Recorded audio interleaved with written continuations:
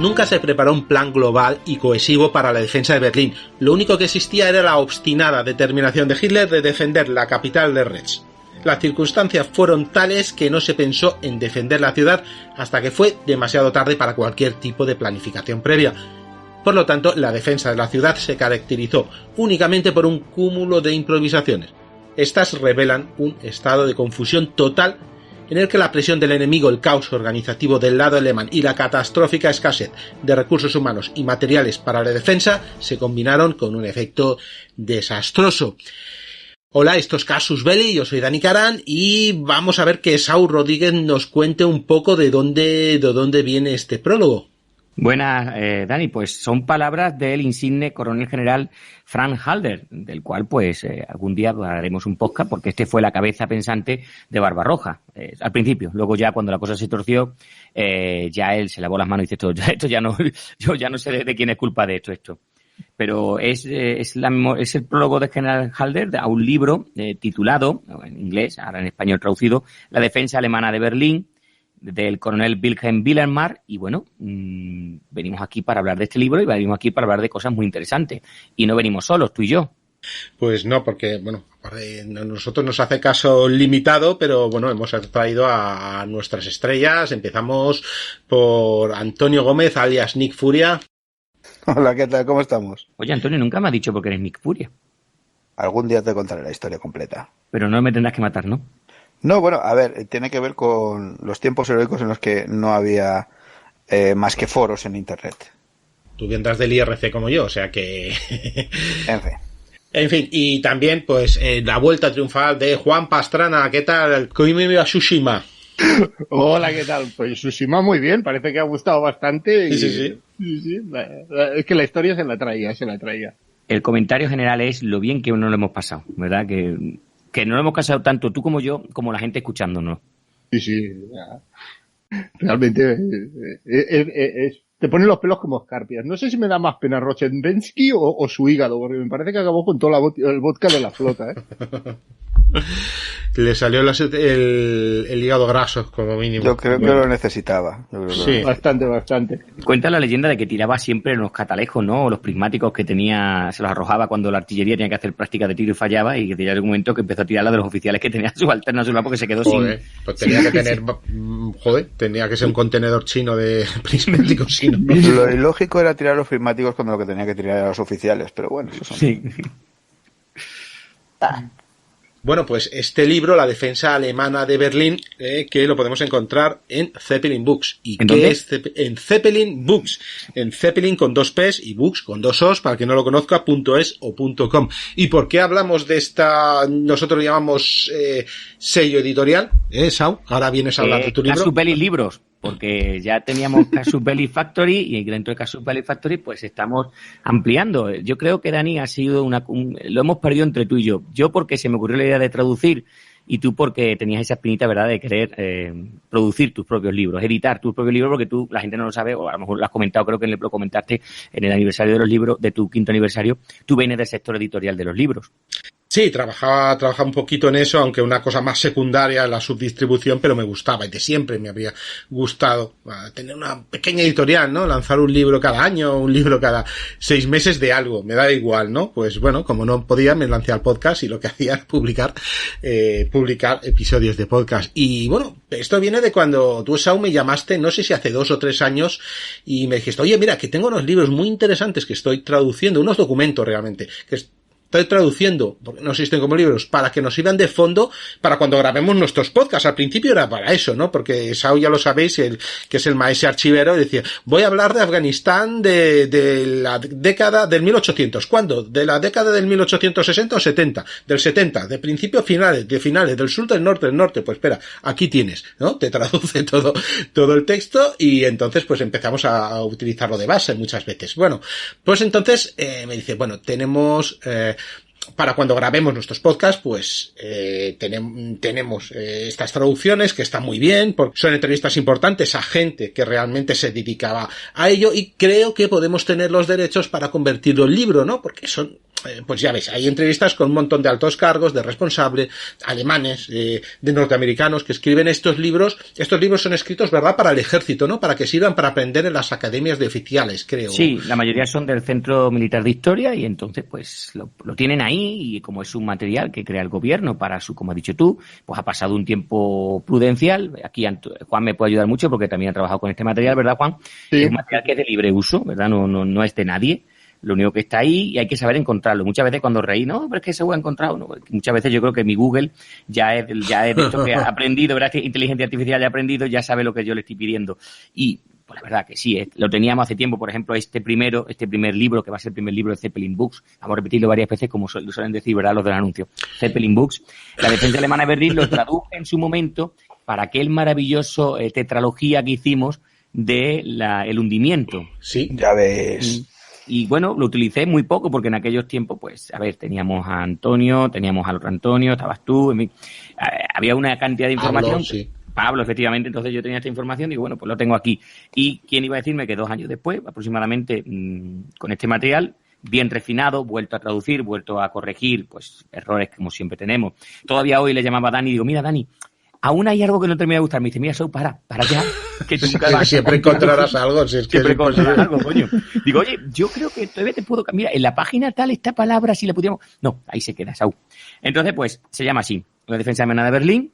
Tiene un prólogo, como has leído tú, del coronel Halder, ¿vale? Y está hecha por un coronel, Wilhelm Wilhelmar, que resulta que, bueno, al final de la Segunda Guerra Mundial, cuando termina, Juan, de esto nos podríamos reír tú y Antonio también, los americanos deciden que para aprender cómo vencer a los soviéticos, ¿de quién vamos a aprender? De los que no le han vencido. Exactamente, ¿verdad? Es lo más normal. Pero se ha de saber de todo, vamos, yo qué sé. Sí, o sea, oye, vamos a aprender, ¿qué hicisteis vosotros en Rusia que no salió bien? Bueno, os vamos a explicar como diría Ramsted, os habéis equivocado. Todavía me acuerdo de la entrevista a Ramsted diciendo que habían cometido un tremendo error invadiendo Normandía. Y decían, pero si os hemos ganado, ya, pero lo habéis hecho fatal. O sea, habéis perdido por puntos. Exactamente. Entonces, la división histórica del cuartel general del ejército de Estados Unidos en Europa, el ETOUSA, pues empezó a coger, y en los diferentes campos donde había prisioneros, oficiales que tenían algo que aportar, pues se les empezó a preguntar, se les pidió hacer informes. En este caso, la defensa alemana de Berlín está basado en los informes de una gran cantidad de oficiales, por decir alguno. El teniente coronel Ulrich de Matschier, que era antiguo miembro de la sección de operaciones del Estado Mayor del Ejército, el coronel, por ejemplo, Hans-Oskar Bollermar, que era antiguo comandante de artillería del 56 Cuerpo Panzer, que sabemos que luego va a ser el que va a llevar la mayoría de la defensa, de lo mejor o peor que ya hablaremos, de Berlín, perdonar. Había gente del coronel general Gunther Heinrich, de ese coronel general Gunther Heinrich estaba el coronel Heisman, que era parte de su Estado Mayor, del grupo de ejército Vístula, en fin. Son una serie de personas que en ese momento estaban en prisioneros, no tenían mucho tiempo libre, y se ponen a recordar. Porque lo que siempre recuerdan... Sí, dime, Eduardo. ¿No te confirma eso que en realidad en Berlín había más oficiales que soldados? Bueno, esa es una cosa que ya quiero que vayamos a ir soltando, pero para ir terminando de explicar, no tenían documentos, eso sí es verdad. Esta gente siempre lo dice, tanto en este libro como en otros que Zeppelin va a sacar muchas veces, que tienen que ver con estas entrevistas que se hacen a los oficiales, pues hablan de memoria. Entonces yo ahora me pongo en el caso de que me digan, oye, y hace 4 años tú que estabas en tal sitio, ¿qué recuerdas? Pues no sé vosotros, pero a mí yo tendría que pensar, decir, o tengo un diario anotado, o dudo mucho que yo pueda recordar todas las cosas. Pero bueno, esta gente aporta de primera mano sus experiencias, sus cosas, y cuando los datos no están muy claros, te lo pone en las notas al pie, te dice el autor. Estos datos no están confirmados, o estos datos, ahí tenemos varias informaciones de varios de los testigos y hemos optado por tal o por cual. Por lo tanto, si alguien lee estos libros, que son documentos históricos, en este caso del año 53, y posteriormente pues ha encontrado documentación que lo desmienta, siempre hay que tener claro eso, de que oye, este libro cuando se hizo en el año 53, ahora traducido en 2022, pues adolece de ese pequeño pecado, ¿verdad?, que es la inmediatez del momento, pero que no puede estar contrastada con documentación porque no había, ¿vale? Sí, lo ponen en el mismo prólogo, o sea, es curioso, ¿no? Como no solo dice eso, sino que además dice, algunos no han querido hablar conmigo porque...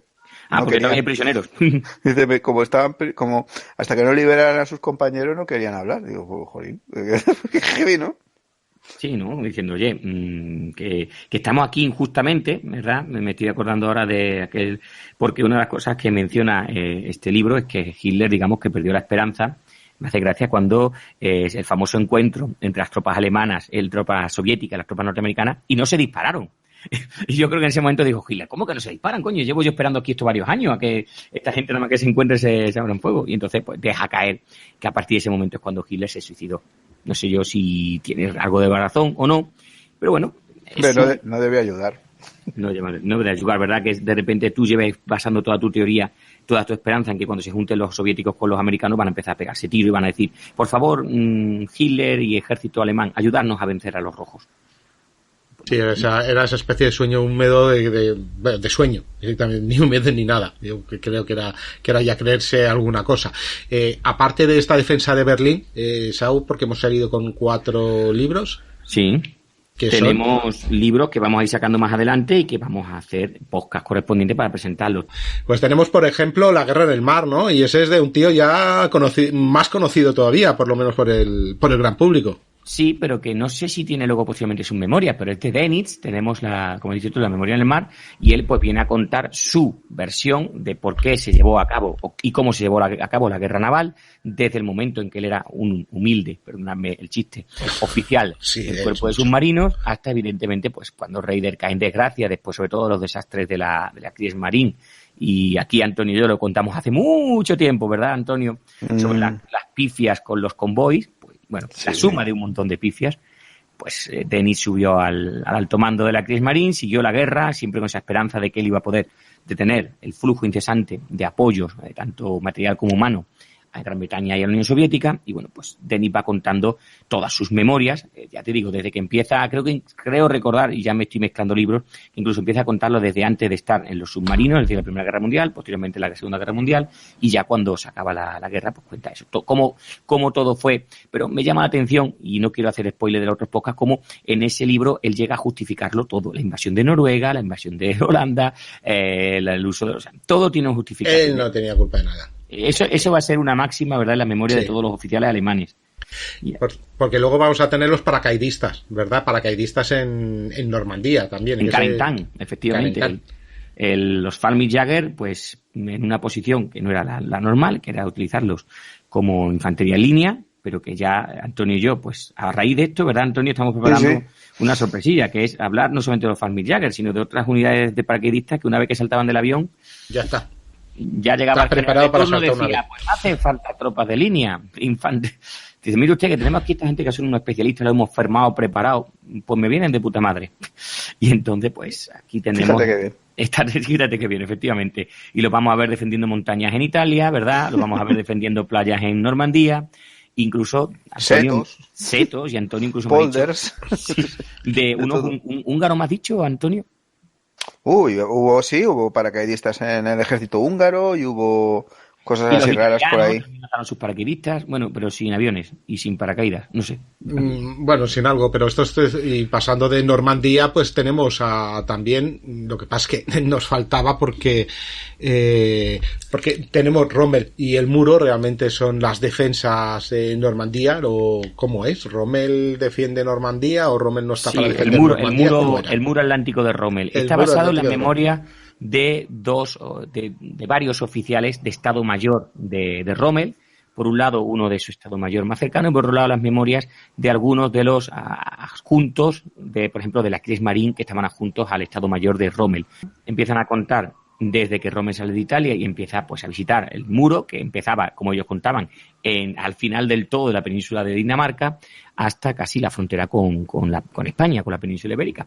Y bueno, pues va contando eso, cómo fue la defensa, cómo fue la construcción del muro, y bueno, siempre evidentemente dándole la razón a Rommel, que de esto pues podríamos hablar otro día sobre si tenía razón Ramsted, si tenía razón Rommel. Pues aquí siempre se plantea la postura que tenía Rommel de la defensa, en qué falló la defensa, siempre, por cierto, echándole la culpa a los oficiales subalternos que no le hicieron caso en lo que él planteaba, ¿de acuerdo? Aquella famosa de que en 24 horas hay que expulsarlo de las playas o habremos perdido la guerra. Pues esos son los 4 con que salimos, y hay en preparación otros 2, lo hemos metido ahora se pueden hacer colecciones, que se llama, nosotros lo hemos llamado colección de básicos de la Segunda Guerra Mundial, pues realmente pues son primera mano, ¿no? Lo que pensamos, y a partir de ahí pues es evidente que tiene todos estos defectos de me voy a poner flores o voy a echar la culpa a los otros, o simplemente es mi pensamiento y a lo mejor no es una cosa correcta porque no puedo compararlo con otros, no tenías internet, no tenías acceso a otras cosas y a lo mejor era simplemente tu punto de vista, pero que son muy reveladores. ¿Dónde lo podemos encontrar todo esto? Pues al principio empezamos a decir, bueno, microeditorial evidentemente no vamos a hacer, porque yo lo comentaba, digo, bueno, hacer eso es un follón, es meterte en un sin Dios, es dejarte el dinero en distribuidoras y otras subdistribuidoras, etcétera. Entonces, pues al final yo conocí a Lulu.com, que era de los primeros presión bajo demanda, y bueno, pues a partir de ahí acabamos en Amazon, que nos dejaba como libro electrónico y impresión bajo demanda en libro físico, ¿no? En libro físico, en vez de un trade, cogemos un tamaño más pequeñito, como una especie de libro de bolsillo. Encontramos a Rachel por medio de Antonio, ¿verdad? Es la que comentabas en el podcast del Vizcaíno. Sí, bueno, en el podcast decías tú, pues he encontrado a Rachel que me ha ayudado con el libro, y siempre me quedé pensando, ¿será nuestra Rachel? Sí. Que por cierto acaba de sacar libro nuevo. Sí, se dedica a una... Sí. Bueno, es un sector, creo que es de librería. Pues no lo sé. Bueno, sí. No sé si sabría decir. Es un poco... Son libros así un poco fuertecillos. Pero bueno, pero una maquetadora excelente que se fija hasta que si se gana dinero, detalle. Dani, y hay que traducir, se traduce, ¿eh? No, sí, pues... Sí, no, al arameo. En fin. Y bueno, pues a partir de ahí dijimos, bueno, pues vamos a sacarlo. Hemos sacado estos 4. Y creo que te hemos hecho un contrato por 2 más, por lo menos. Y Segunda Guerra Mundial. Me recuerda al de Ibáñez diciendo dónde están los cómics, pues tú dónde están los libros, ¿verdad? Tenemos dos. Uno sobre la campaña de bombardeo sobre Europa y sobre Asia, sobre el Pacífico, pero desde la vertiente un análisis económico, un análisis estadístico, un análisis de errores que cometió el mando aéreo de bombardeo, el norteamericano, sabemos que los británicos nunca se equivocan, sobre cómo podía haberse acortado la guerra. Es decir, qué sectores no se atacaron, qué sectores se atacaron y qué sectores, si se hubieran atacado, se podía haber terminado la guerra antes. Una autocrítica realmente de lo que... estos son los intelectuales de universidad que se las dan de listillo, seguro. Bueno, autocrítica. Tampoco exageremos. Y el otro sí le va a gustar a la gente porque dejamos la memoria relativamente y nos vamos a la chicha, que es la batalla del Mar del Coral, una de las grandes desconocidas, ¿verdad?, de la Guerra del Pacífico, porque yo creo que está entre Pearl Harbor y Midway y queda ahí en medio, pero es muy importante para todo lo que supuso después posteriormente Midway. Y bueno, porque necesitamos una nueva película. Cuando salga una nueva película, no te preocupes. No hay batalla del Mar del Coral, ¿no? La última de Midway la tocan un poquito, vamos. Pero bueno, sí, puede tener la suya. Ahora que se ha empezado a poner un poquito en relieve el cine bélico, pueden hacerlo. Pues oye, ¿por qué no? Bueno, pues esto es lo que nos esperará. ¿Dónde podéis, si queréis, tener los libros? Pues lo tenemos en formato Kindle o en formato físico.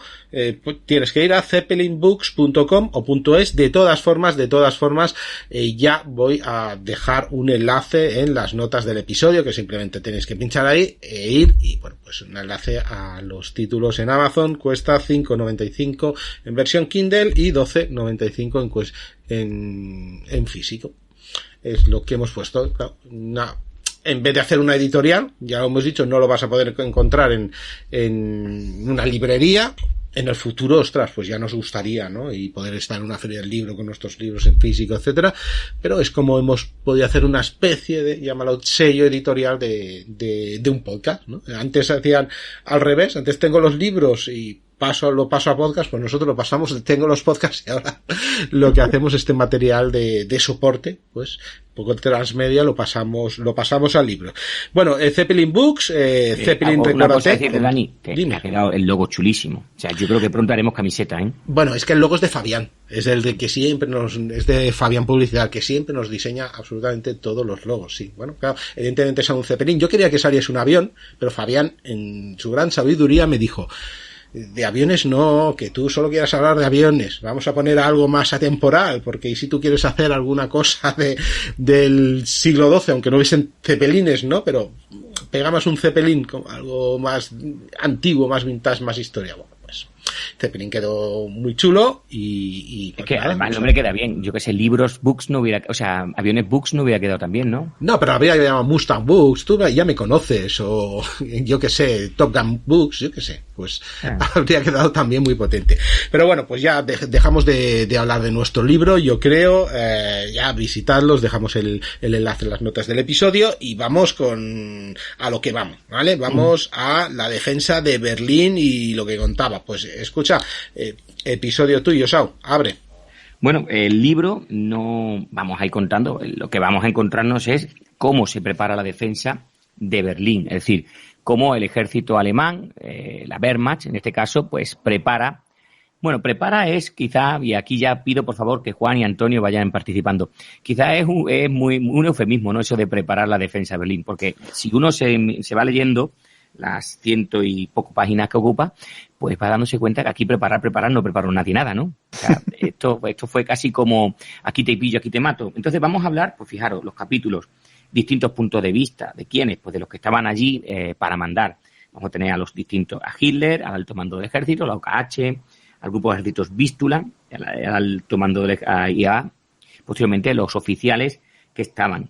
¿Quién planificó y cómo lo planificó? Vamos a ver los organismos militares que participaban, es decir, pues las unidades militares que estaban presentes, quién tenía la autoridad de cada organización militar, que eso es importante porque vamos a ver esta duplicidad de mandos, vamos a ver que los organismos civiles, y aquí vamos a ver que las Volksturm no eran unidades militares, sino eran unidades civiles que estaban bajo el mando de cada uno de su pequeño sátrapa, en este caso pues Himmler, pues también estaban por otro lado.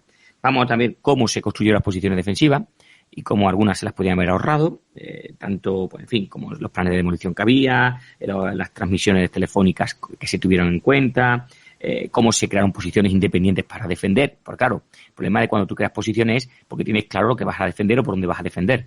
Si ya a lo largo del podcast vamos a hablar de que aquí hubo un montón de improvisación, pues casi que las murallas de un día, o sea, la trinchera de un día para otro resulta que te vienen hasta mal o no están apuntando para el lado correcto donde viene el enemigo. Luego, cómo se planificó las fuerzas defensivas y, por último, cómo se tuvo en cuenta todo el tema del suministro, así como esa parte tan importante de qué hacemos con 2,5 millones de berlineses que deciden vivir en la ciudad y no se han marchado. Quizá porque el Gauler de turno les ha dicho que abandonar la capital del Reich es un delito o es una traición y que nadie puede abandonar el Berlín, ¿vale? Y bueno, termina con unos apéndices muy interesantes. Abarca la quinta parte de los libros, las últimas 20 páginas, con memorias muy interesantes de gente que estuvo allí, de estos que he dicho que se entrevistaron, pues que cuentan pues sus anécdotas desde dirigiendo la lucha antiaérea, ayudando a crear las instalaciones, etcétera, etcétera. Pues es quizás la parte más vivida porque es la de las memorias más directas, ¿de acuerdo? Pero eso sí, debemos decirlo que no vamos a hablar del hundimiento de las batallas, para eso teníamos que buscar otro libro. Esto es cómo se preparó la defensa aérea alemana de Berlín.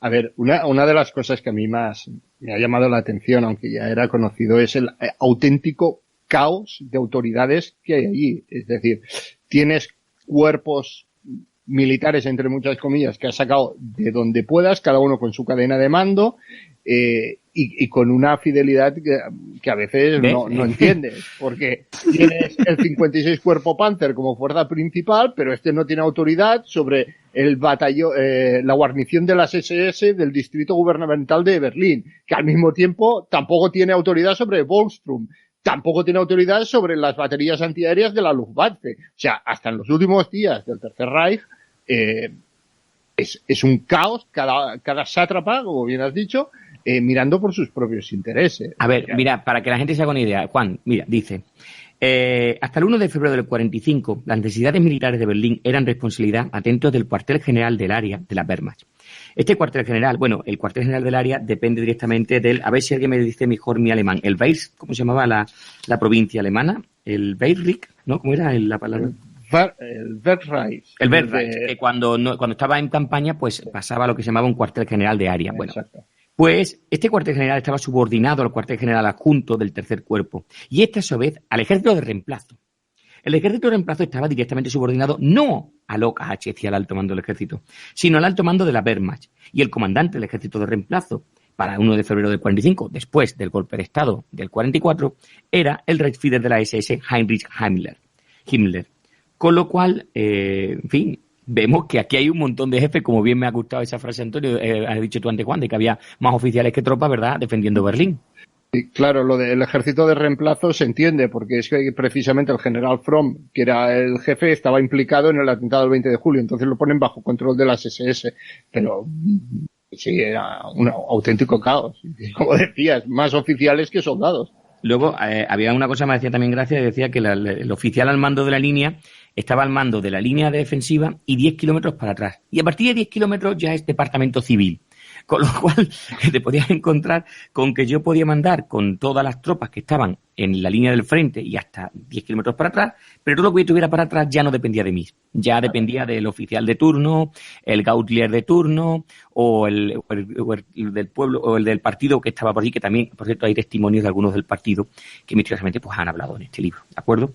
Pero sí, si uno quiere darse cuenta de que la famosa eficiencia alemana es un mito, aparte de montarse en un tren actual alemán, lo cual lo recomiendo para descubrir lo del mito de la eficiencia alemana, pues se puede leer este libro y descubrir, pues eso, que llegaba en este momento, en el año 45, ¿verdad? La burocracia alemana había llegado a cotas inimaginables, como estar enfrentándose ya en Berlín y decir un oficial a otro que no le hacía caso porque él no estaba de acuerdo con que fuera su superior, no sé qué, no sé cuándo. Dices tú, pero ya hemos perdido la cabeza, o sea, alguien ha cometido un tremendo error, como dijo el famoso oficial.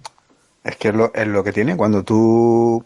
Ahí, a ver, cuando todo iba bien, supongo que más o menos pues la cosa se podía ir llevando, pero cuando empieza el sálvese quien pueda, pues de hecho ya no es solo, lo comenta también en el libro, ¿no? Que ya no es solo que haya 30 autoridades, es que según cómo se levanten del día, te ordenan que este ejército se mueva acá, que Berlín se defiende, que Berlín no se defiende, que evacuamos al 9º ejército, que no lo evacuamos, que abandonamos la línea del Oder, que no abandonamos la línea del Oder, y es la misma autoridad ya cambiando de idea. Pues imagínate si tienes encima pues un señor que es el encargado de la oficina que recoge a los rezagados que se van incorporando al ejército y los reparte por unidades, que entra en colisión con el no sé qué de la Volksturm que está allí, porque resulta que discuten sobre quién tiene la autoridad sobre no sé qué unidad. O sea, ¿Queréis reír un segundillo, Antonio? Un segundito, perdóname. Dice, el comisario del Reich para Berlín, Goebbels, y el comisario para Brandenburgo, Stuart, trabajaban a menudo con objetivos opuestos. En una ocasión, sin avisar a nadie, Stuart retiró un batallón de Volksturm de Brandenburgo que estaba asignado en Berlín, dejando un hueco en la línea de defensa de la ciudad al día siguiente. Vamos a ver, ¿alguien piensa que esto no puede ser serio? No, claro, es que es ese nivel. O aquella otra dice, como resultado de que los organismos civiles no estuviesen bajo el mando de los organismos militares, se establecieron numerosas posiciones de retaguardia sin la menor comprensión de los requisitos tácticos. Se construyó un gran número de obstáculos antitanques que o bien eran totalmente ineficaces o bien dificultaban tanto los movimientos de las tropas amigas que tuvieron que ser destruidos. Los obreros de la construcción y los materiales se sustraían a las fuerzas en el terreno. Las armas y municiones que se necesitaban urgentemente para armar a los jóvenes y a las tropas de reemplazos muchas veces eran acaparadas por los viejos hombros de la Volksturm que se encontraban en la retaguardia. Lo acaba de decir estupendamente Antonio. O sea, no hay un mando centralizado, nadie sabe. Además, Berlín no puede ser defendida porque, Juan, ¿Berlín dónde se tiene que defender? En las colinas de Silo. Hombre, o sea, Hitler no va a demandar que nadie defienda a Berlín porque eso es un anatema. Es decir, en el Oder y en las colinas de Silo donde se tiene que defender Berlín. Y de ahí no van a pasar los rusos. Porque yo lo digo. Porque yo lo valgo. Y luego vendrá Steiner y tal, sí. Hombre, Steiner es ya la leche. La Steiner se menciona varias veces, ¿eh? Pero sí, el caso más paradigmático y más loco es el del general jefe del 56 Cuerpo Panzer, que es que se presenta en el Führerbunker sí, para que lo fusilen y lo nombran otro más responsable de la defensa de Berlín. El tercero en 2 días. Exacto. El tercer nombramiento, ya cuando la cosa está más chunga, los rusos están paseando ya por el zoo de Berlín, es el tercero que nombran. Y este es aquel famoso, ¿verdad? Que siempre nos reímos de que llega, aquella famosa escena del hundimiento, enseña su medalla y dice, ¿vengo a qué? Dice, a que me fusilen. Y cuando sale dice, ¿qué? Dice, me han nombrado comandante de la ciudad de Berlín. Y hubiera preferido que me fusilaran. Ese es Weilig, ¿no? Sí. Weilig, sí. Sí, el general de artillería. Eso es una cosa, Juan, que hablábamos tú y yo, me ayudabas mucho, Juan me ha ayudado mucho con la traducción, con el tema de los rangos, ¿verdad?, del ejército alemán. Uf, qué pesadilla, Dios mío. Aquí hemos ido, personalmente, puedo decirlo, he apostado al máximo por intentar traducir lo más correctamente los rangos del ejército. Que luego por otros libros posteriormente del ejército norteamericano, pues el tema de suboficiales es más complicado porque tiene más suboficiales, otros rangos intermedios, rangos técnicos, ¿verdad?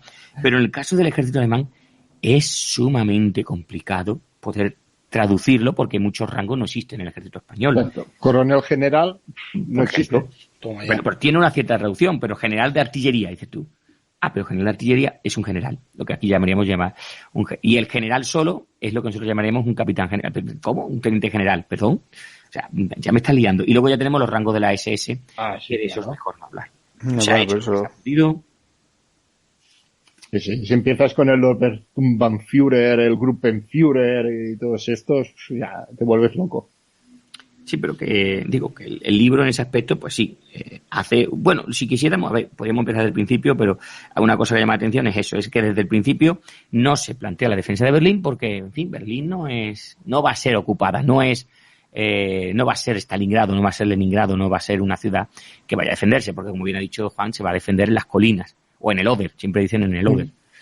Pero claro, si tú dejas al albur de no va a pasar nada, no nos van a ocupar, pero claro, cuando ya llega el momento te encuentras, pues eso, lo típico, no tengo tropas, porque resulta que, como en un momento lo mencionan, resulta que el comandante que está al mando de la defensa de Berlín también está al mando de la defensa de la primera línea, con lo cual tiene una dualidad. Tengo tropas en Berlín que me interesa mandar a la primera línea. ¿Qué hago? ¿Las saco de Berlín para mandar a la primera línea o las dejo en Berlín para cuando vayan a venir los enemigos? Y entonces algunos oficiales se quejaban de eso, de decir, es que no puedo tener la doble dualidad de estar en el frente y en la retaguardia, porque lo que me pide el frente es mandarle todas las tropas posibles, pero lo que me pide el oficial que se encarga de la defensa de Berlín es tener aquí tropas porque el enemigo va a llegar, tarde o temprano va a llegar a Berlín. Claro, y además los consecuentes cabreos del jefe del grupo de ejércitos, Vístula, de Heinrichi, diciendo, es que me habéis quitado, por ejemplo, el 56 Cuerpo Panzer o otras formaciones para enviarlas a Berlín y me habéis dejado la primera línea con unos agujeros que parece un queso gruyère. Pero no te preocupes que te vamos a mandar Panzer o algo, o Tiger, ¿no? O algo para que Jesús... Sí. Luego finalmente le mandan al retiro y ya está. Sí. Bueno, es lo mejor que te podía pasar en aquel momento, ¿eh? Pero sí, darás esa situación. Entonces, claro, como estaba diciendo, si la línea del frente, si tú nada más que mandas en la línea del frente para atrás y resulta que la capital depende de una cosa, la provincia depende de otra, pues se producen estos errores y estos problemas de organización y sincronización. De qué hacemos con la defensa, qué hacemos con las tropas. Oye, y cuando se rompe la línea del Oder, pues mira, hemos pensado, porque algunos oficiales ya están pensando, en aquel momento además muchos lo dicen, en salvar a sus tropas, en mandarlas al oeste. No precisamente mandársela a Steiner, ¿verdad? Que Steiner, por pobre, diría, no, me viene mal, ¿verdad? Iba a Berlín, donde está Steiner. Pues dice, no, vamos a hacer un Kessel. Recordamos que un Kessel es como una caldera, ¿verdad? Es como un punto defendido en 360 grados. ¿Y los rusos qué? Me encanta ese eufemismo. Sí, es como una cárcel autogestionada. Un Kessel Exacto, dices, no, yo me meto aquí y ya está. Dice, ¿qué vas a hacer? Pues no, me quedo aquí. Hay un libro que podríamos traducir que se llama de Operaciones de asedio alemanas en Rusia. Y yo muy siempre que lo veo digo, pero esto lo mandaron para los oficiales norteamericanos para decirle lo que no hay que hacer o lo de que si estás muy desesperado esto lo haces pero no te aseguro que vaya a servir para nada. Y se llama así Operaciones de asedio o Operaciones de cerco soviéticas al ejército alemán. Y son varios testigos, varios oficiales alemanes explicando su experiencia en diferentes asedios y cómo o rompieron para un lado o esperaron que vinieran de fuera según la situación. Pues yo creo que exactamente que en este libro pues lo que se cuenta un poquillo es cómo es posible que Berlín durase tan poco.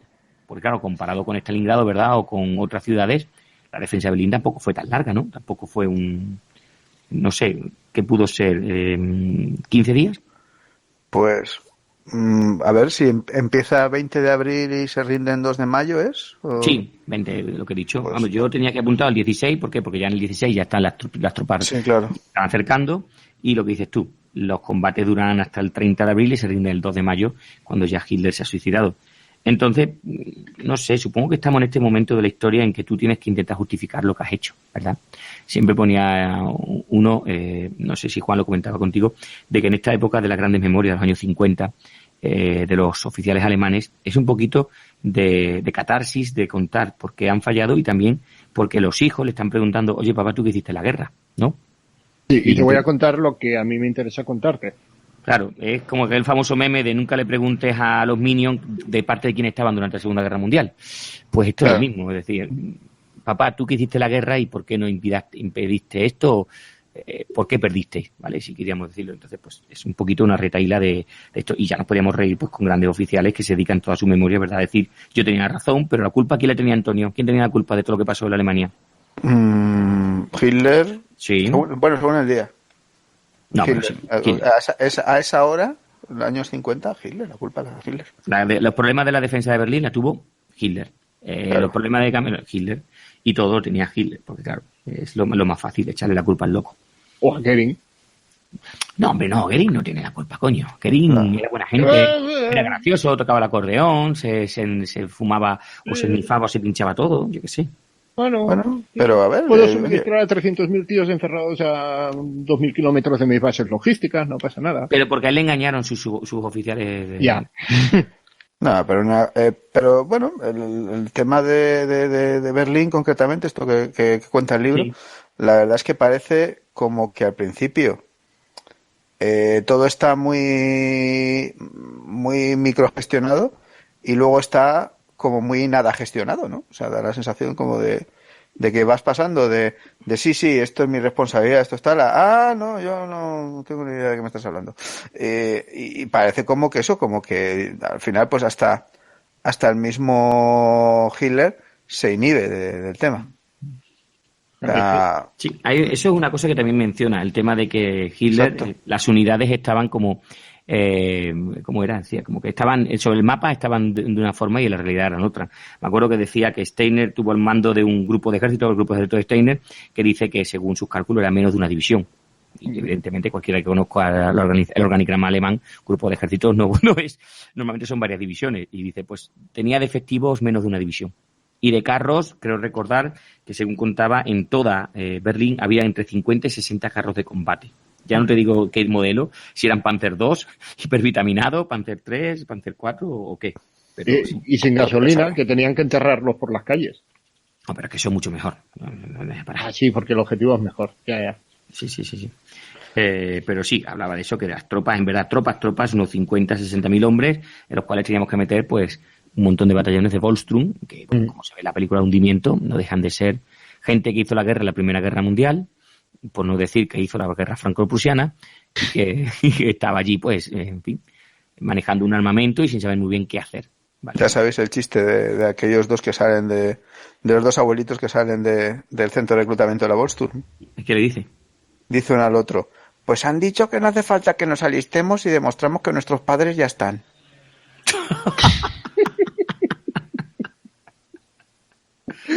Mira, os voy a contar otra anécdota que yo sé que a la gente le va a hacer gracia. Dice, del tema que estamos hablando de la locura del momento. Dice, el general Reimann pretendía convertir la arteria principal este-oeste de la ciudad en una pista de aterrizaje para aviones. Para ello, era necesario eliminar las lámparas de bronce que había a lo largo de las calles y los árboles cercanos del Tiergarten, que es un bosque que hay dentro de Berlín precioso. Que ya, por cierto, había sido gravemente destrozado por las bombas, los árboles, con lo cual no... Dice, para ello, el general Reimann tenía que obtener, atento, la autorización personal de Hitler. Hitler dio permiso para retirar la farola, pero no los árboles. Claro. Sigo. Cuando se inició el desmantelamiento de las farolas, el ministro del Reich, Speer, encargado de los planes de reconstrucción de Berlín, puso objeciones y estuvo una orden de Hitler de que prohibía su retirada. El general Reimann se vio obligado a llamar de nuevo a Hitler para conseguir otra autorización para proceder. Y bueno, pues te puedes imaginar, dice otro, el comandante de Berlín solo tenía autoridad limitada sobre las pocas unidades del ejército presentes en la ciudad.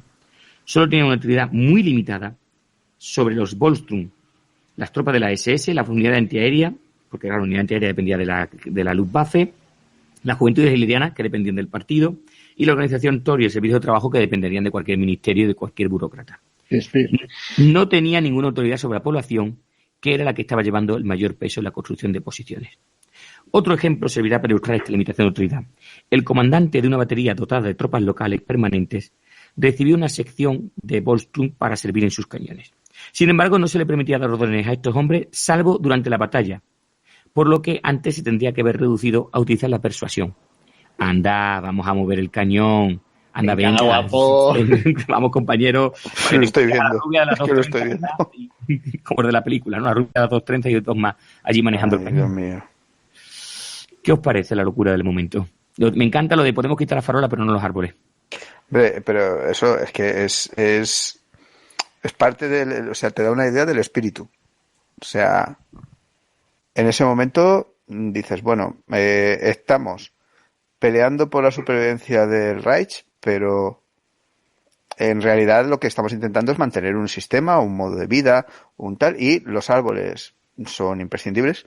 Las lámparas también. Las lámparas de luces Las también. farolas son necesarias y sobre todo pues todo tiene que venir por triplicado y hay que haber rellenado el formulario B43 que yo me quedo con la copia rosa, tú con la amarilla, porque bueno, o sea, no somos bárbaros.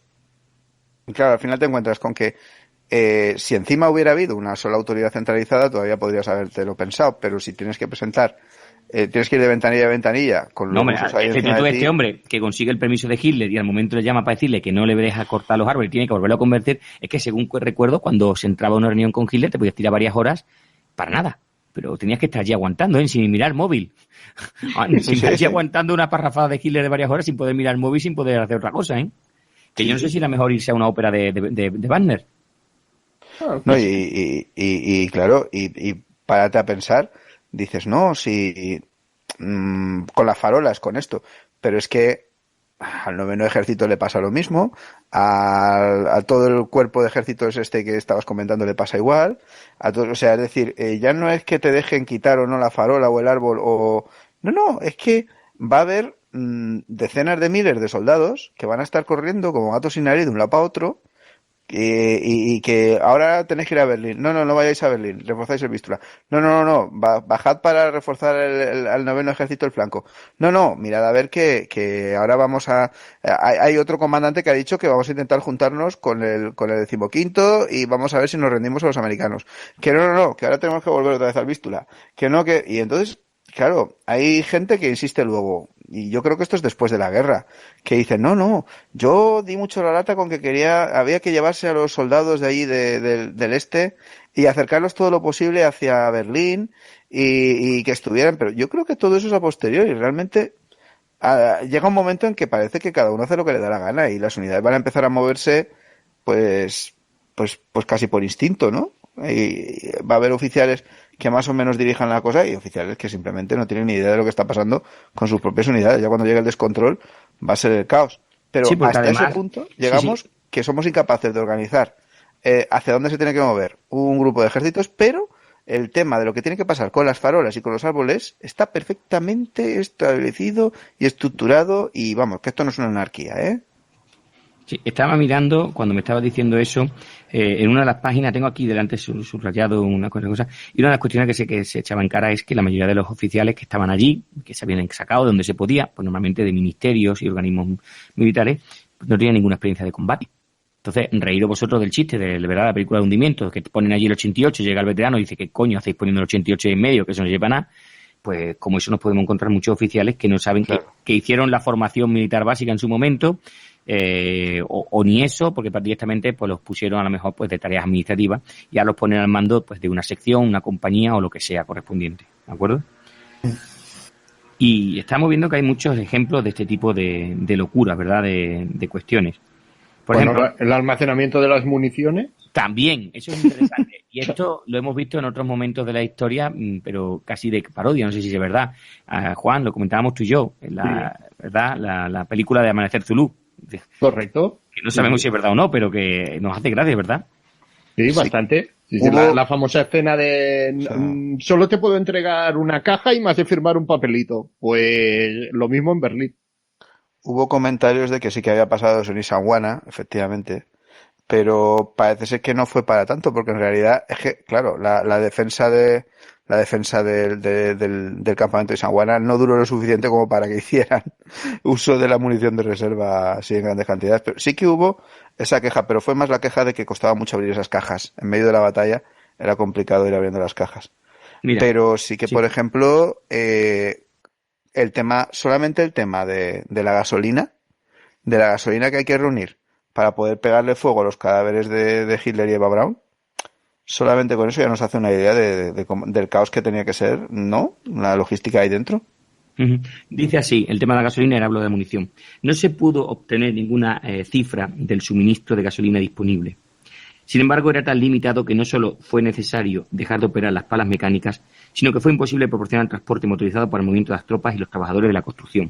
En algunos casos, y esto enlaza con lo que ha dicho antes Dani, los carros de combate tuvieron que ser enterrados en sus posiciones por falta de combustible. Y en cuanto al tema de la munición, dice, ante la amenaza de la aproximación de los rusos desde el norte, 2/3 de la munición del depósito Mónica fueron transportados a caballo, al depósito Mars. Los depósitos Mars y Marta cayeron en manos de los rusos el 25 de abril. Dice así. Al ser interrogado sobre el tema, el comandante de artillería del área de defensa, el teniente coronel Plato, afirmó que no tenía conocimiento de la existencia de los mencionados depósitos. O sea, que puede ser que tuviera los proyectiles cerca para haberlos utilizado y no se ve ni que existían. El autor no ha podido determinar la razón de ello, de que este comandante de la artillería, del área de defensa, supiera exactamente por qué no conocía esos depósitos de municiones en su cercanía. Dice, es posible que los depósitos no hubiera munición para las armas de fabricación extranjera. Esto es otra cuestión que se menciona, y lo hemos dicho siempre, ¿verdad? Y además con Sergio Niebla de Guerra. El tema del final de la guerra. Bueno, creo que hiciste tú un podcast, ¿verdad, Antonio? Sí.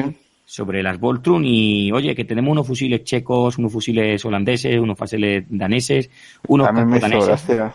Sí. Me hizo gracia porque decía que los fusiles italianos tenían que ser de lo mejor en aquel momento, el Mannlicher Carcano. Y dice, bueno, pues no sé si eso era lo mejor. Y dice, sí, porque fíjate las armas que estaban fabricando en aquella época, que ya tenían muy mala calidad, que no tenían un acabado bueno, que se habían hecho de cualquier manera y que encima, pues eso, las que tenían sistema más nuevo porque habían intentado hacer un fusil automático, porque tal y todo eso, los que habían hecho la mili en 1914 no sabían manejar eso. Entonces dice, tú le das un Mannlicher Carcano, tú le das un Krag Jorgensen, tú le das un Lebel y eso sí que saben manejarlo. Dice, vale, digo yo, vale, tiene lógica. Entonces decía, el problema es que cada uno usa su propia munición. O sea, los italianos tienen su 6,5, el Lebel tiene sus 7 milímetros, el Krag Jorgensen tiene 8 milímetros, el otro tal, y dices, pues ya la hemos liado.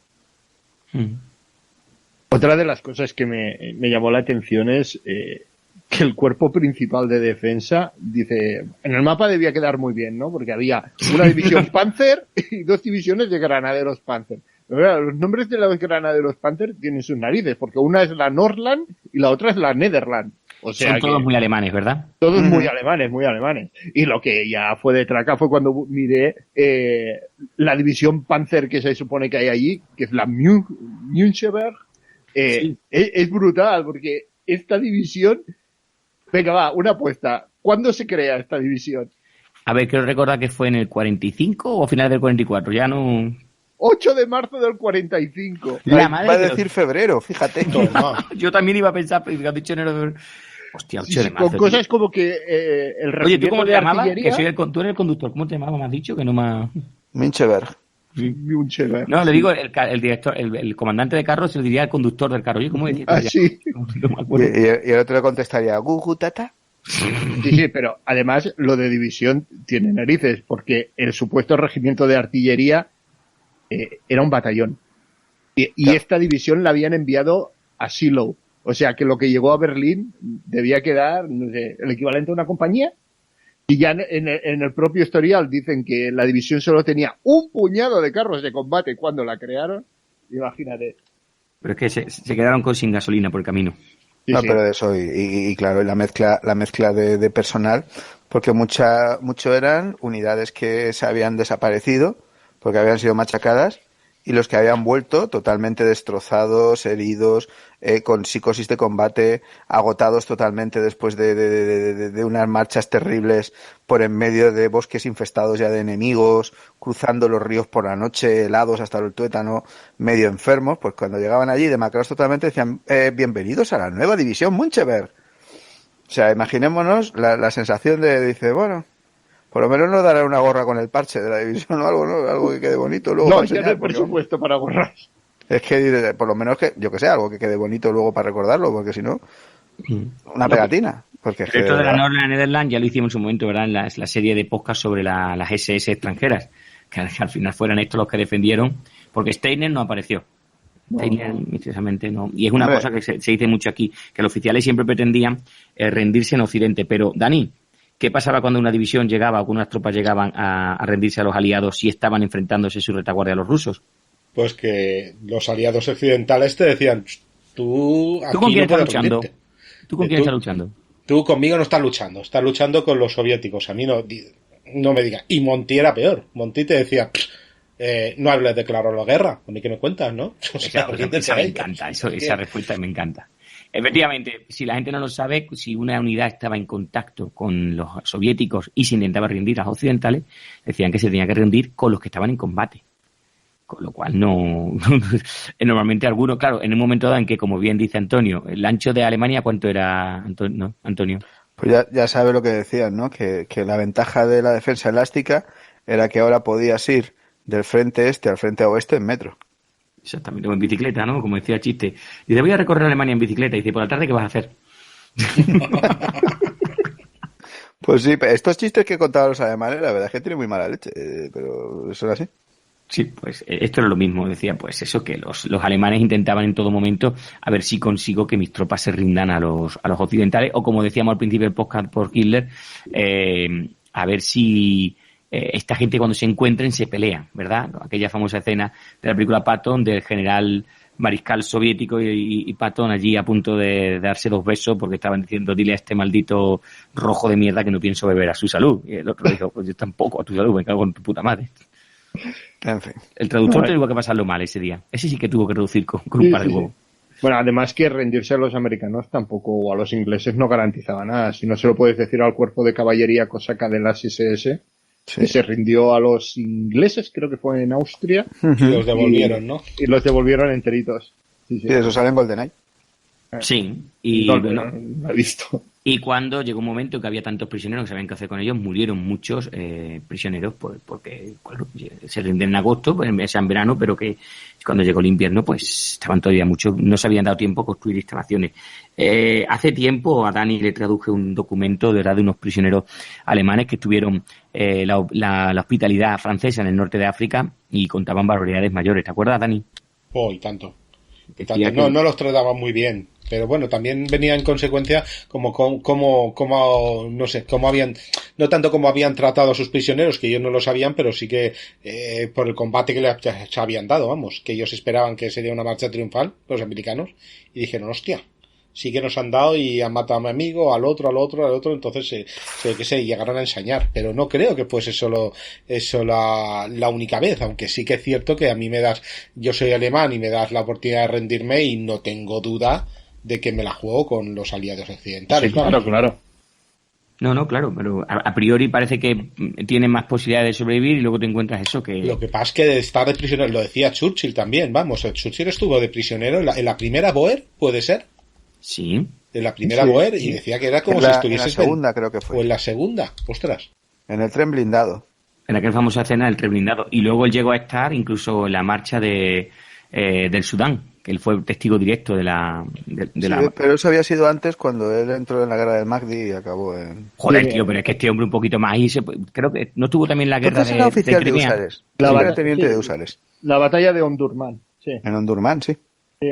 Esta carga que hace la caballería británica cuando todo el mundo le dice no ataquéis, hay que esperar, y el comandante dice me da igual, yo por mi honor, y lanza toda la caballería y están a punto de ser aniquilados, pues ahí estaba prácticamente las únicas bajas que tienen los británicos ese día, pues así de capullos. Pero sí, es un momento. Eso lo contábamos en la saga que hicimos Sergio y yo en Niebla de Guerra sobre las guerras del Sudán. Y madre mía del señor, aquello era para morirse mucho. En fin, pero bueno, sí, que vamos. Hay gente con historial acrisolado. Y nada, yo creo que, a ver, no queremos desbrozar el libro, pero hemos contado eso, que van a encontrarse por muchas situaciones, ¿verdad? De echar una risa o de tirarse las manos a la cabeza y decir esto como es posible. Y mucha información que nos pueda ayudar al lector a entender lo que estamos hablando. Que, como muy bien ha puesto Dani, todos los libros llevan aparte atrás del todo, ¿verdad, Dani? Cuéntanos, un enlace a un código QR, ¿verdad?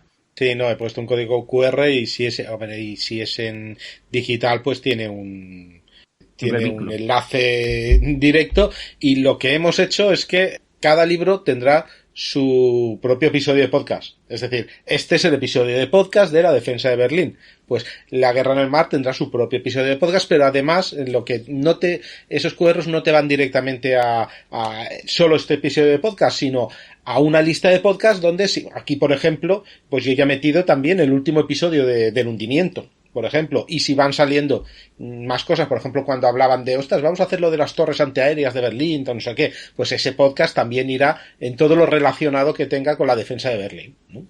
Pues va a ser eso. La defensa en el mar, guerra en el mar, seguramente pues tendrá casi toda la parte de la batalla del Pacífico, o tendrá los submarinos que metamos, etcétera. Pues cada uno pues se podrá enlazar con los podcasts recomendados de Casus Belli para el libro. De un valor que le queremos dar al libro, ya que, escucha, que esto sale de un podcast, ¿no?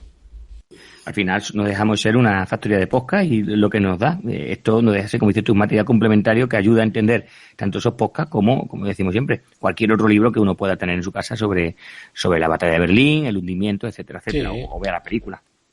Sí, lo que pasa es que, bueno, pues nosotros damos una cosa que no está en tu librería, ¿no? Porque dices, no la he puesto pues los que publican aquí estas traducciones, ¿no? Pues, qué sé yo, Libsa, por ejemplo, pues que tenemos varios de ellos, pues, oye, pues no lo tiene Time Folio, pues no lo tiene porque nos va a servir además como ese material que dices, no, es que la gente estaba allí y te está contando lo que, por como mínimo él se acuerda que había hecho, ¿no? En Berlín pues faltaba de esto no lo podíamos hacer, y lo que llegaba. Oye, por cierto, tengo mucha curiosidad, porque una vez en una película soviética del año Catapún de la toma de Berlín, vi unos soldados soviéticos intentando volar así, una escena dramática, una verja del metro para liberarlos y meter un cañón.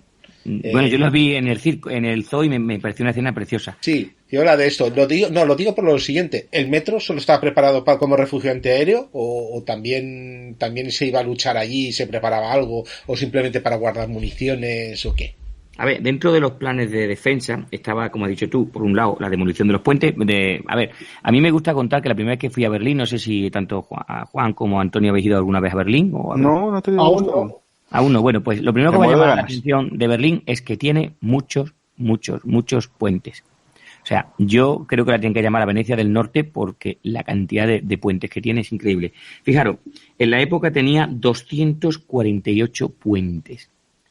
O sea, la ciudad está atravesada por los ríos y tiene 240, de los cuales durante la batalla 120 fueron destruidos y 9 dañados, ¿vale? Aquí tiene mucho que ver que querían a lo mejor haber destruido más, pero ya sabéis que Speer pues quería conservar la mayoría de los puentes para la reconstrucción. Bueno, pues en el tema de los túneles de las líneas del metro, cuentan eso, que las líneas del metro, como no quedaba claro de quién era la responsabilidad, pues empezaba la gente allí a refugiarse, porque claro, el ejército alemán, y aquí podríamos hablar, aquí puede interrumpirme quien quiera, no planteó la defensa utilizando los metros, sino que se hacían eran grandes estructuras a prueba de bombas, como pueden ser las famosas construcciones antiaéreas de los zoos y algún otro tipo de instalaciones de defensa. Entonces, tampoco se utilizaba tanto en la línea del metro para que la población cayera fuera. Lo que sí está claro es que en algún momento dado, según este libro, como digo, no, ahora posteriormente se puede decir, no, pues fue fulanito el que dio la orden. En un momento dado se voló el puente Herbert, al este del puente Bedermann, que destruyó el túnel de la línea de transporte de la ciudad. Y bueno, a causa de esto y otras explosiones, el agua que estaba en los ríos empezó a penetrar en los túneles del metro y de la línea de transporte urbano en el centro de la ciudad. Dice así, no se ha podido demostrar que la inundación de estos túneles haya provocado una pérdida de vidas apreciable. A ver quién se cree esto. ¿Apreciable quiere decir que le haya importado a alguien o que le importe a él? Apreciable. Que porque no sean me parece tanto... ridículo. O sea, una sola persona que hubiera muerto de una manera tan estúpida. Dice, pero se puede dudar seriamente de que estuviera justificada por una necesidad militar.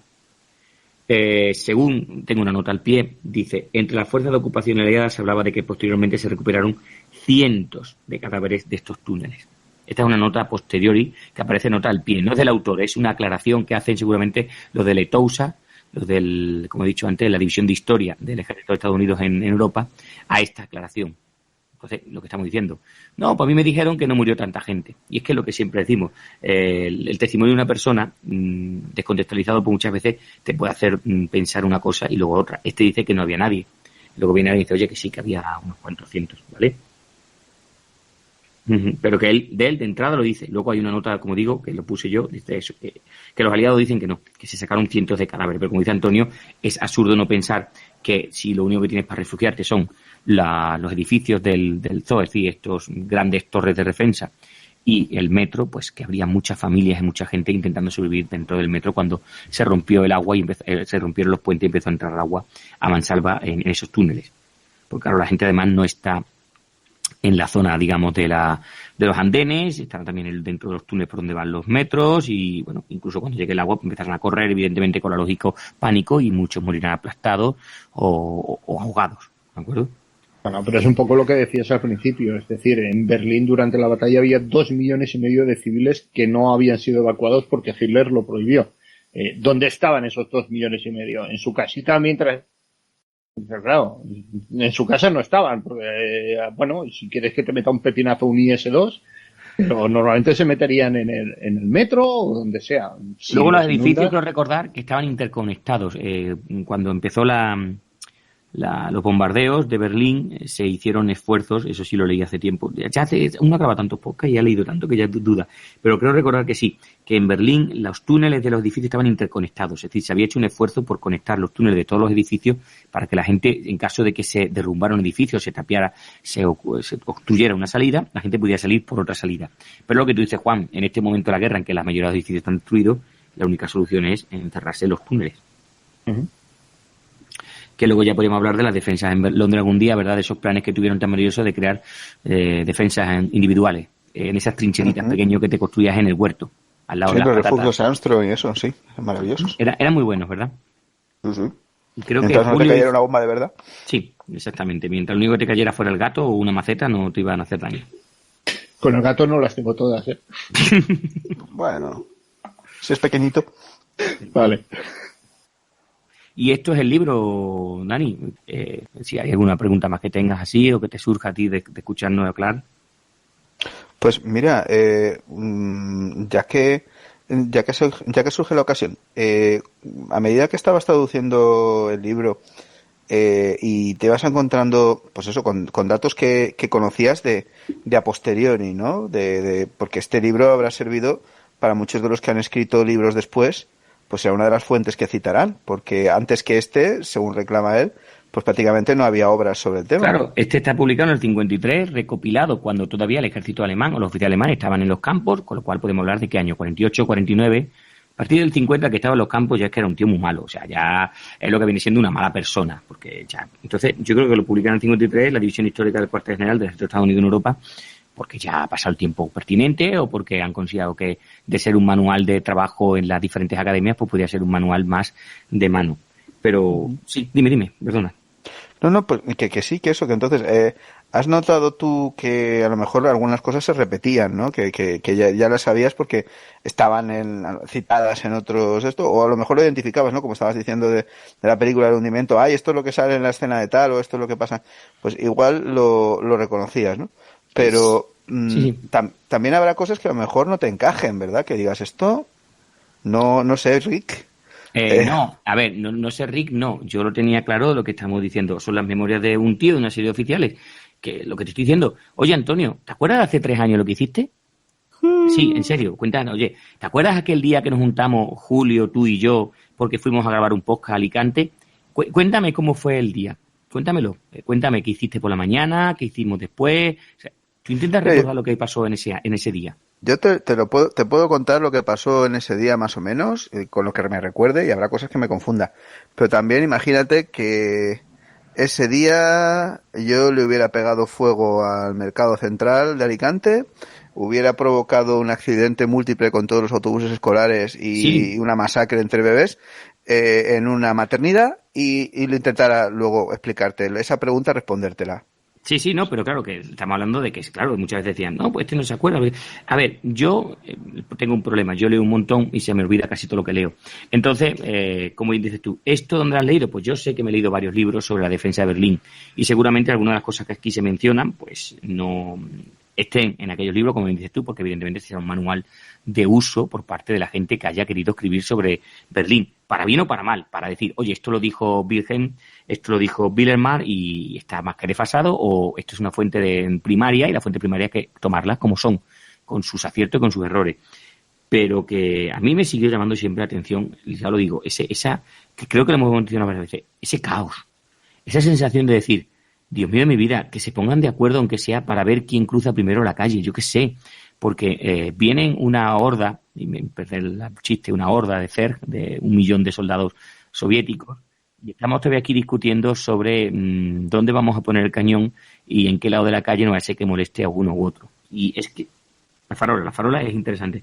Entonces, cuanto más va leyendo uno esto, va diciendo, si lo raro es que aguantaran 15 días. O sea, yo creo que aquí hubo mucho fanatismo. O sea, había que ver, decir, oye, a lo mejor que faltaron cruces de hierro entre el ejército alemán, porque para que esta gente, como le habían preparado la defensa, aguantaran 15 días, o alguien lo hizo tremendamente mal por parte de la Stavka, que no creo, o la defensa alemana fue mucho más dura de lo que pensamos. No sé qué pensáis.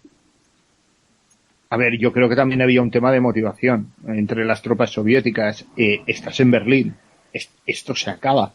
¿Quieres ser el último soldado en morir de la Segunda Guerra Mundial? Es que eso es una putada, ¿eh? ¿No?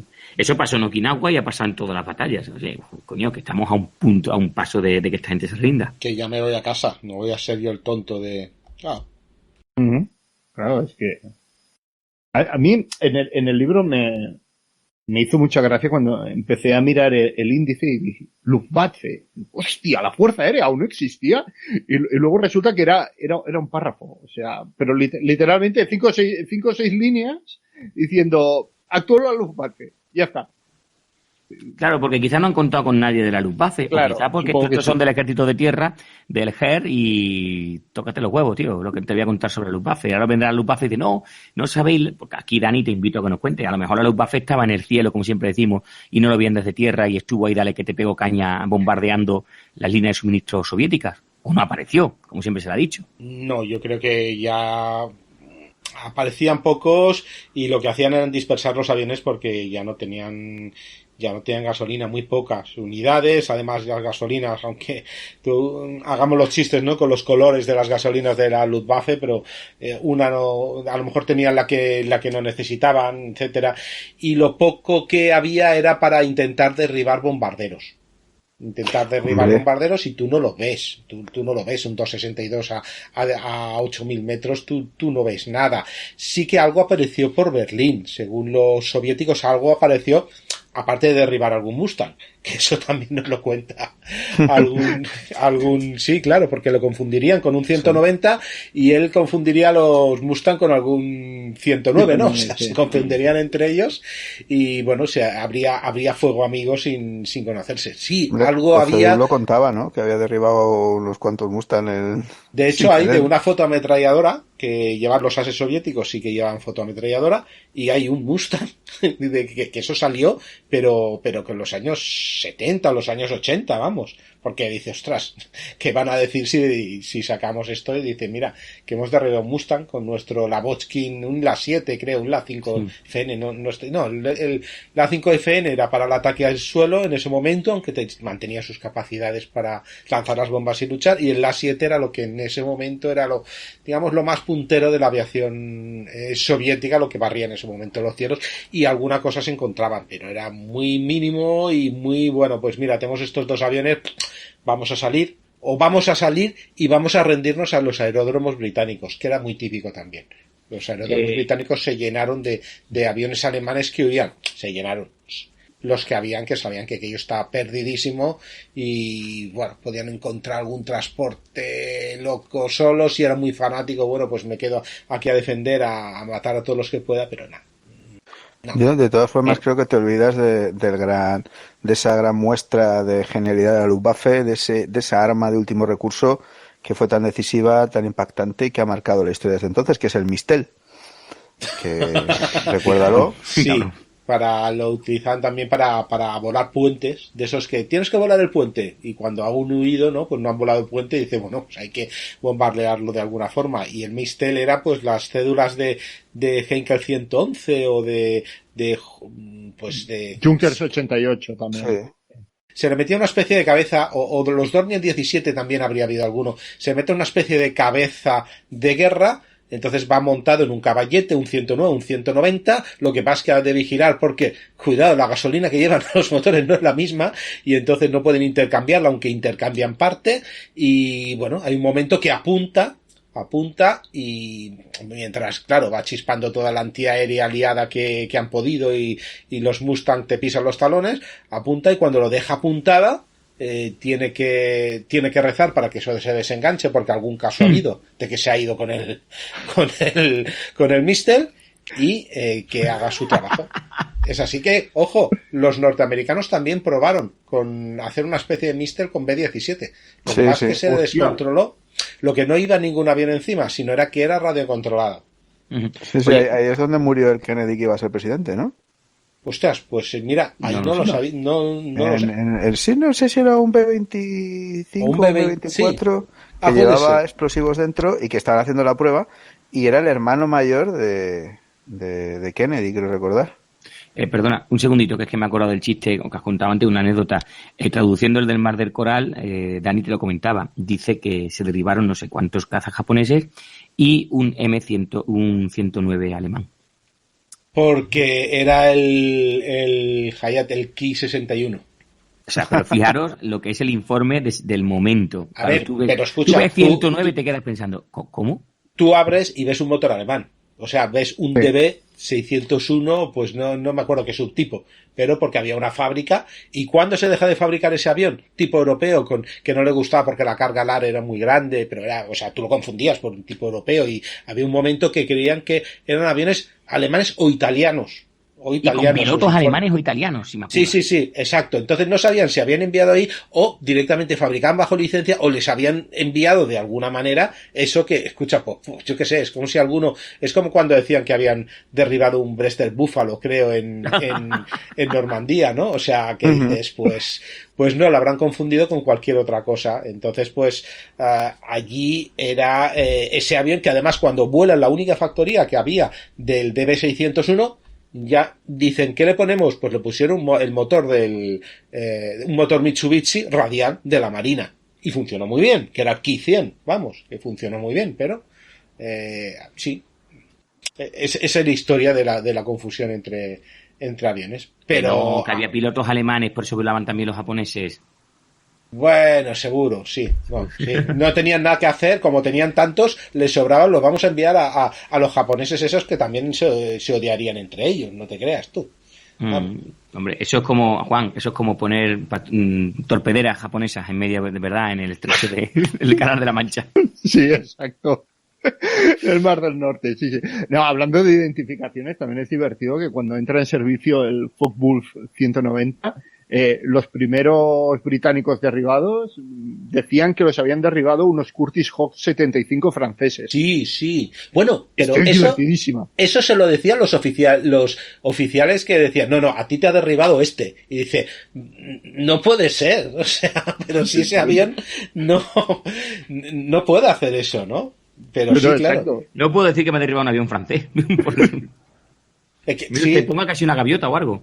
Mejor. No, y además que eran muy inferiores, claro, que un flamante Spitfire 5, esto le va a dar una caña a esa versión, a esos 109, que tampoco les daba. Claro, viene el Focke-Wulf que no sabían ni lo que era, empieza a disparar, no, es que ya no esperaba a ponerse detrás del sol, no, pues decía, bueno, ahora dará la curva y entonces intentará ponerse, no, que la embestía directamente y le disparaba, porque era tan superior que le daba igual que cañones de 20 milímetros enfrente, pues.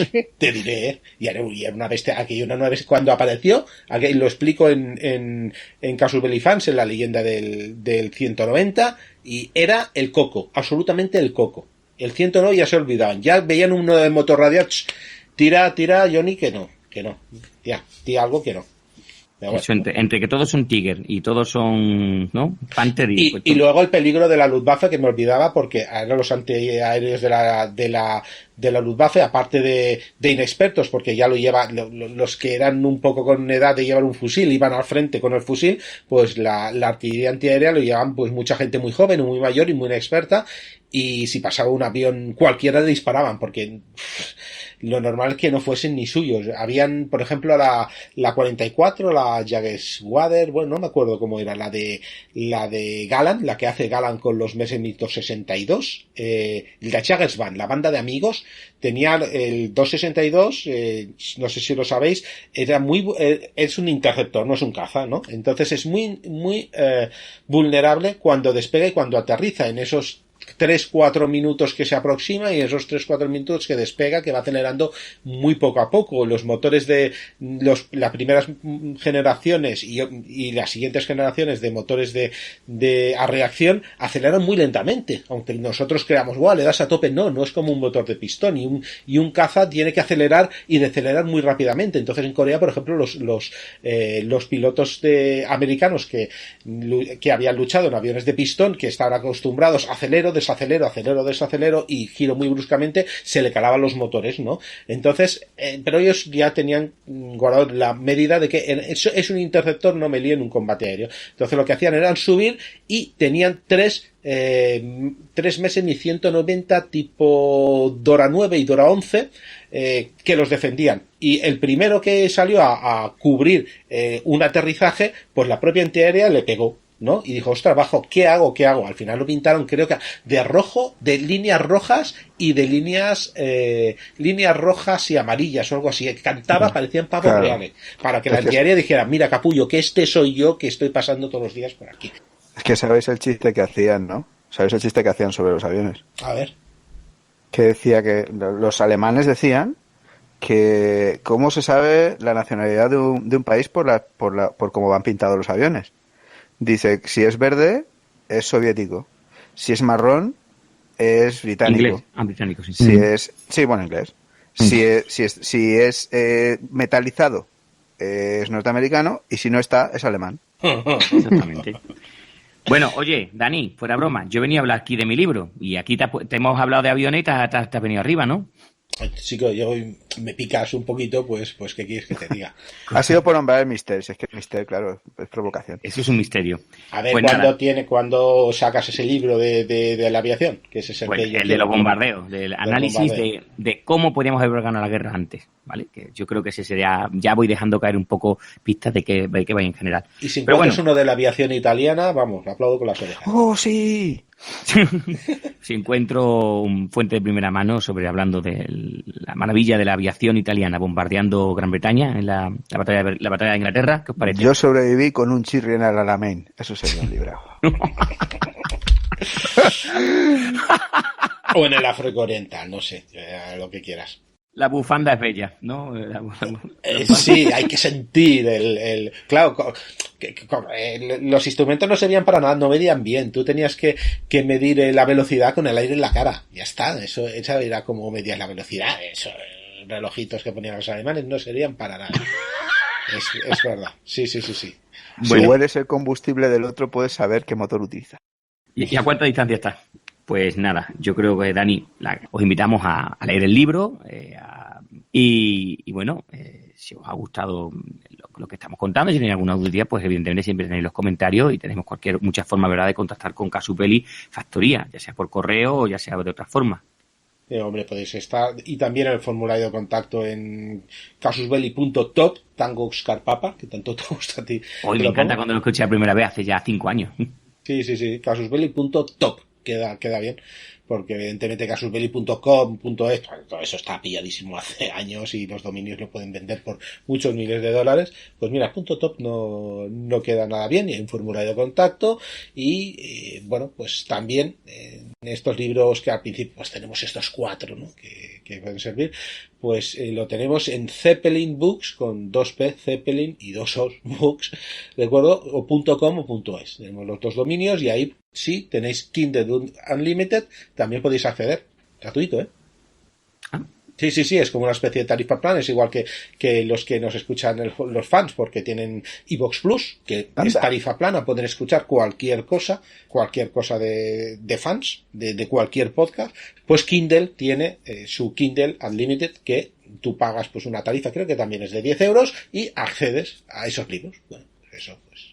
También si accedes, pues también pues te reparten unas migajas y pues...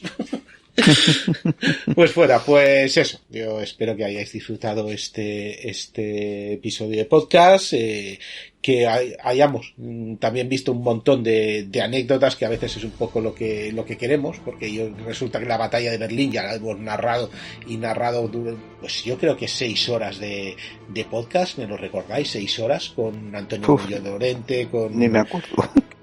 Con Pablo González, con Julio. Sí, con Julio también, que es el que falta.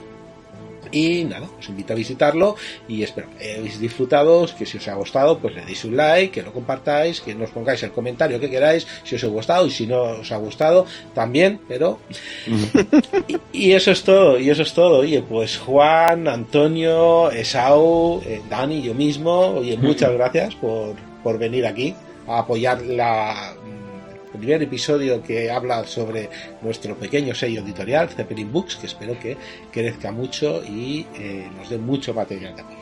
Hasta la próxima. Venga, hasta luego. Hasta luego. Hasta luego.